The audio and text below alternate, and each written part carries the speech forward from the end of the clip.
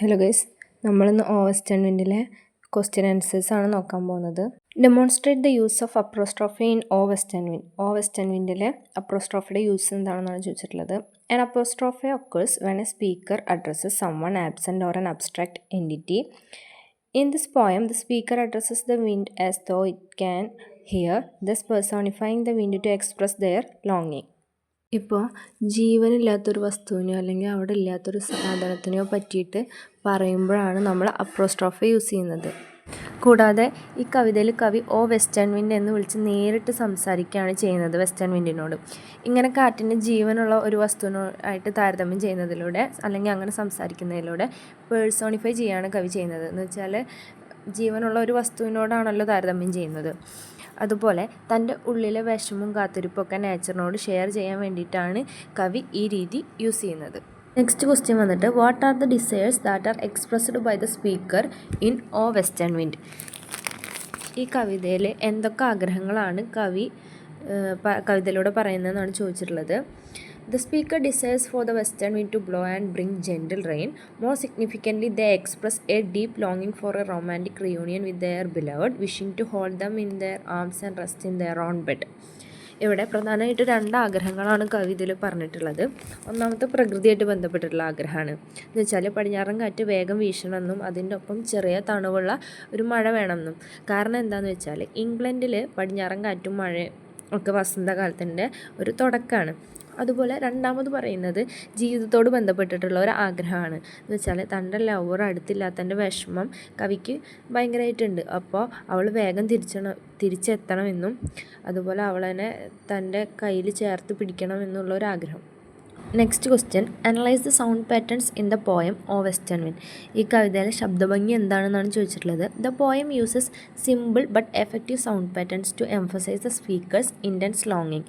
ഇവിടെ വളരെ ലളിതമായ വാക്കുകളാണ് യൂസ് ആക്കിയിരിക്കുന്നത്. പക്ഷെ വായിക്കുമ്പോൾ നല്ലൊരു പാട്ട് പോലെ നമുക്ക് തോന്നും. കാരണം എന്താ വെച്ചാൽ അത് ഇതിൻ്റെ സൗണ്ട് പാറ്റേൺ ആണ്. Firstly it uses alliteration in the phrase western wind where the repetition of the soft W sound mimics the natural blowing of a gentle breeze. ഇവിടെ ആദ്യം യൂസ് ചെയ്തിട്ടുള്ള ഒരു സൗണ്ട് പാറ്റേൺ ആണ് alliteration.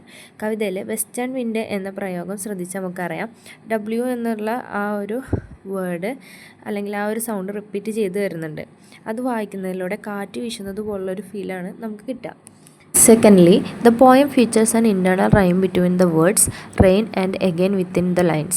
Although it is not a rigid rhyme scheme, this internal rhyme adds a musical flow and rhythm to the words. These sound elements work together to naturally connect the cycle of nature with human emotions, making the poem instantly memorable. രണ്ടാമത് ഒരു internal റൈമാണ്. കവിതയിലെ rain, again എന്നീ വാക്കുകളൊക്കെ ഒരേ സൗണ്ടിലാണ് അവസാനിക്കുന്നത്. ഇതൊരു കൃത്യമായിട്ടുള്ള rhyme scheme അല്ലാച്ചാലും കവിതയ്ക്ക് നല്ലൊരു മ്യൂസിക്കൽ ഫ്ലോ കൊടുക്കാൻ സഹായിക്കുന്നുണ്ട്. ചുരുക്കം പറഞ്ഞാൽ പ്രകൃതിയുടെ താളത്തിന് മനുഷ്യൻ്റെ മനസ്സിലെ വികാരങ്ങളായിട്ട് കണക്ട് ചെയ്യാൻ ഈ ഒരു സൗണ്ട് പാറ്റേൺ നമ്മളെ ഹെൽപ്പ് ചെയ്യുന്നുണ്ട്.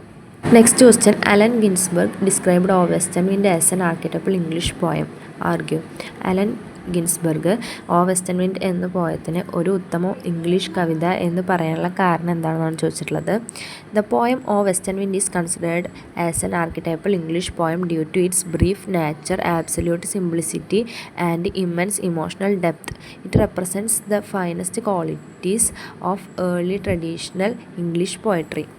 ഇവിടെ പ്രശസ്ത കവി അലൻ ഗിൻസ്ബർഗ് കവിതേനെ ഒരു ആർക്കിറ്റൈപ്പൽ ഇംഗ്ലീഷ് പോയം എന്ന് വിളിച്ചിട്ടുണ്ട്. അതിൻ്റെ കാരണങ്ങൾ പ്രധാനമായുള്ള ഒരു കാരണമാണ് സിംപ്ലിസിറ്റി. വെറും 4 വരിയിലുള്ള ഒരു ചെറിയ കവിതയാണ് ഈ കവിത. കടിച്ചാൽ പൊട്ടാത്ത വലിയ വാക്കുകളോ അല്ലെങ്കിൽ വായിച്ചാൽ മനസ്സിലാവാത്ത രീതിക്കുള്ള ഒന്നും തന്നെ ഇതിൽ യൂസ് ചെയ്തിട്ടില്ല. അതുകൊണ്ട് തന്നെ ഇത് വായിക്കുമ്പോൾ നമുക്ക് നല്ലൊരു ഫീല് കിട്ടും.